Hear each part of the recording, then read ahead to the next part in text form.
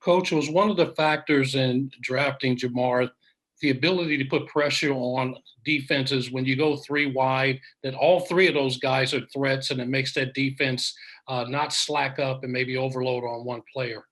You're exactly right. You're able to put pressure on the defense, and we need to be more explosive. That's one of the things that we lacked these last 2 years, really. And so adding a guy like Jamar Chase, when you already got TB and you got T. Higgins, and then we got good depth behind him as well. And then you look at some of the other playmakers we got on offense. We're really excited about the direction we're headed. Zach, did you get any phone calls that might have intrigued you guys enough to think about getting out of that spot, or were you pretty definitive that once he was still on the board that was where you were going? I just let Duke handle all that stuff. Teams always called in for different things. But again, we were really excited about Jamar, really happy that he was there at 5. It was no brainer for us to take him with the pick. Zach, when you started this process, how likely did you think? Because I don't think we would have predicted, 3 quarterbacks at the top necessarily back in January. So when you start all this, was it reasonable to expect him at 5, or is it pretty surprising? It's hard for me to go back to January on what I thought my expectations would be, but we thought that there was a good chance 3 quarterbacks, maybe even 4 quarterbacks, you never knew, would go in front of us, and we were able to get a player that we were really excited about because there were several of them there.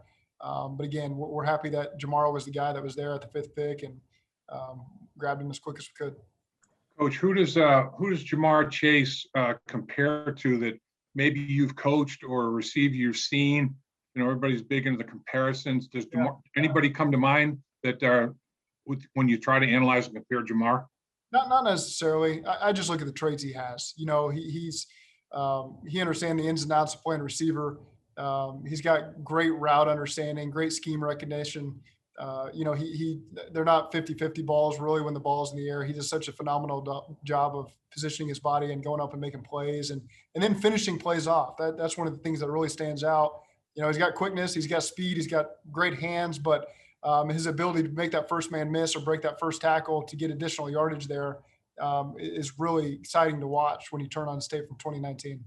Zach, you're always looking for guys with high character and leaders and captains. One of the things I heard a lot talking with Jamar's high school coach was just his work ethic. How much of that was a part of your decision as well?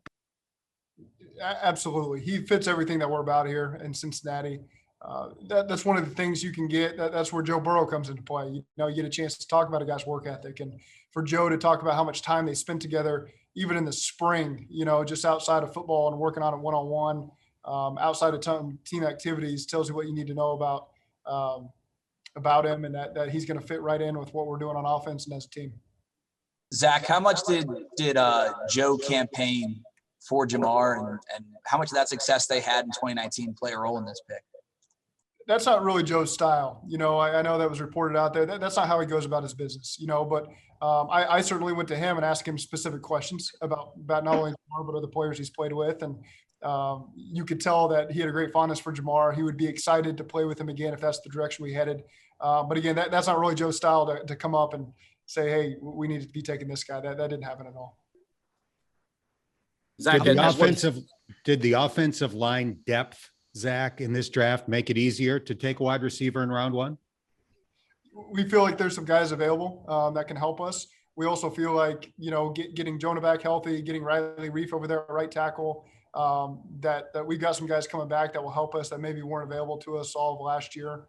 And so, again, there will be some players in this draft. That's a position we will continue to address, but felt good about adding Jamar with the 5th pick. Zach, when it comes to taking Jamar at 5, you guys talked about you guys you want someone to come in and make a immediate impact. Was that probably maybe a deciding factor when you look at some of the other options who are available to you at 5? I would say that. I think all the guys that were available to us would have a chance to come in and really impact your football team, and Jamar was just the right fit for us. Zach, there was posted today, but your quarterback, Joe Burrow, posted a video of him throwing some long balls. I don't know if you've seen it yet or what but how are you feeling about his progress? Everything seems to be on pace. It's been encouraging so far. I haven't gotten a chance to see him throw yet. So you guys have maybe seen more than I have there, but everything's been positive, and he seems to be on track for how we thought everything would shake out. Almost got me there. You remember the first time you guys talked about, Chase versus Sewell? Do you remember the beginning of that, the first real conversation in your guys' draft room? I remember the first conversation I had about Jamar Chase was watching Joe Burrow last year and saying, "Oh my goodness, we had this receiver also," and then finding out that he wasn't available. He was too young, and me and Brian Callahan just talking about, man, what if you had that guy on your team? And so, for it to play out the way it did, it is exciting for us.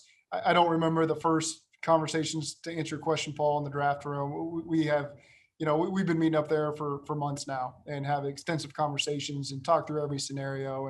And again, Duke leads the charge there and does a phenomenal job of leaving no stone unturned and making sure we have every uncomfortable conversation that you got to have, and make sure that we all get to the result that we're going to get to tonight. And so just really hats off to Duke and his staff and the work that they've done and the position they put us in over the course of this process has been really impressive. Coach, how about the style of offense that LSU ran in 2019 with Joe quarterbacking and Chase, and now you have Moss too, the tight end that he had success with in 2019. The style of offense transitions pretty well to the NFL. Is that a factor? It does. Pro style concepts there. You can see a lot of things that we ask our guys to do that he's done on tape.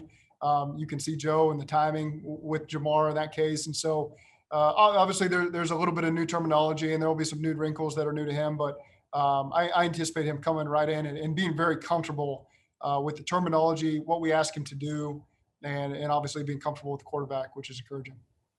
You didn't add a starting wide receiver in free agency. Was the type of player you knew you could get at 5? Did that play any role in that?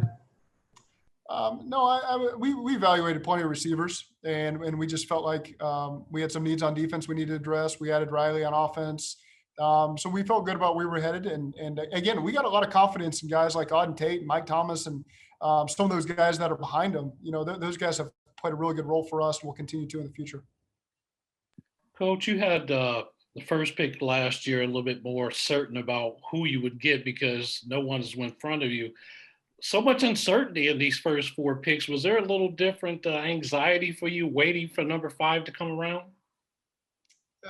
I think that's safe to say. When there's a player you really want, you want him to be there. And, so some of those 10-minute periods there and the 2 picks before us, you're just intrigued to see what some of these other teams are thinking, even if it doesn't affect us. There's a lot of conversation that occurs over the last couple of months and speculation, and it's fun to follow. And it was interesting to see who those teams would pick. Thanks. When you asked Joe Burrow for some information about Jamar, was there anything especially impactful or any story that he shared that you really resonated with you? I don't know that I needed a lot of convincing necessarily. I just said, a scale of 1 to 10, what would be your excitement level if we added Jamar Chase? And he said 10. And that was a pretty good answer. I know you've evaluated a lot of film of him from LSU, but how many times have you watched that film and thought, like, this is going to be our connection here in Cincinnati?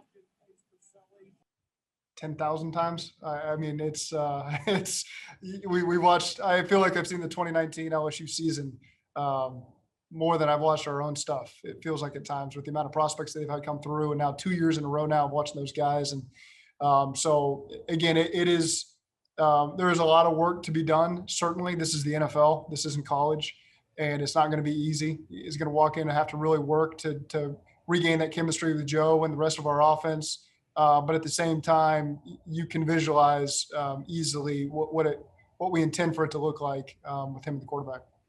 2 more minutes. Zach, I think Duke had said at one point that there was maybe a little bit trepidation on guys and evaluating guys who didn't play last year. What did you see from Chase during the pre-draft process and maybe in the workouts that said, even though we didn't play, we feel good about what we're getting at 5? I think he handled the process very professionally. He went and worked, and there's a handful of guys you could see on the pro days that maybe you would question how they trained during that opt-out period. But I don't think anybody can look at Jamar Chase's pro day and look at the numbers he put up and actually watch the workout, when Tanner Lee was throwing the routes to him and could say this guy slacked it all over that course of the opt-out period. He obviously put his head down, went to work, attacked it professionally, and put himself in a great position to be here. Zach, how much attention will you pay to the rest of tonight in the first round, and what are the chances that we might see you again tonight? Well, I don't think you ever take anything off the table, but certainly we've talked endlessly about players that could be taken at the end of the first round and guys that would be there in the second round. So we are very curious to see how it all shakes out because, again, we've had weeks and weeks and weeks of conversation about these players, and you want to see how it shakes out. Zach, how does Joe Burrow benefit from this pick? Overall, X's and O's wise, how does it make his life easier? Well, there's certainly 3 receivers, and we're not even counting our tight ends and running backs who can really challenge a defense. We feel like all those guys can win. We expect them all to win one-on-one situations. They all have a great football IQ. They all have great ball skills. They all have separation ability. They all have big play ability. And so, again, it's an exciting group to trot out there on the field, and really excited about what it's going to look like. One last question. It appeared that Jamar was wearing orange and black shoes. I don't know if he anticipated this or hoped for it, or if I'm just, reading too much into it, but how did he react when you made the call? You could see there was some excitement there. He was obviously in Cleveland with his family, and you could hear the cheers in the background. And it's one of those experiences I don't take for granted, being able to share that news with somebody, and it's life-changing news. And I could tell the excitement level. You could see whoever was behind him was excited as well. So it was a really cool experience.